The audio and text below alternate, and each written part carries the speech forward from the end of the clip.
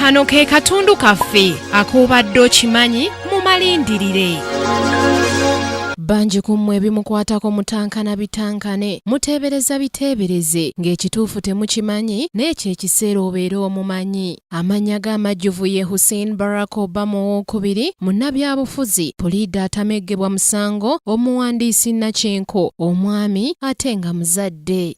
Barack Hussein Obama owookubiri si waakuva mu byafaayo mu nsi yonna anti ye muddugavu yekka eyakasooka okufuga eggwanga lya Amerika. Yeetonnya mu nsi mu mwaka gwa 1961 ng'ennaku z'omwezi 4 omwezi ogw'omunaana ku kyalo Honolulu ekisangibwa mu Hawaii eky'Amerika. Omusaayi gw'oyinza okuguyita mawanga magatte, kyava ayitibwa kaddugala wa Amerika anti maama kamuzaala Stanley Ann Dunham yali mukyala muzungu ng'ate kitaawe musajja muddugavu omujaluwo enzaalwa y'e Kenya eyali amanyiddwa nga Sir Barack Obama.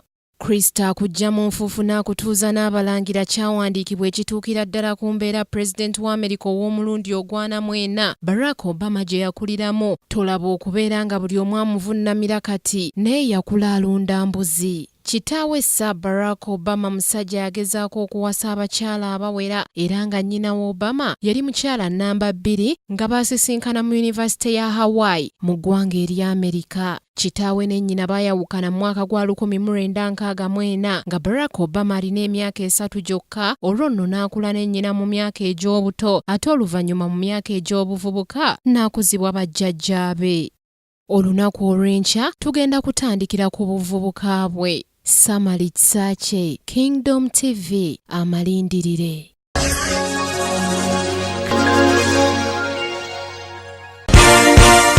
This is Kingdom TV.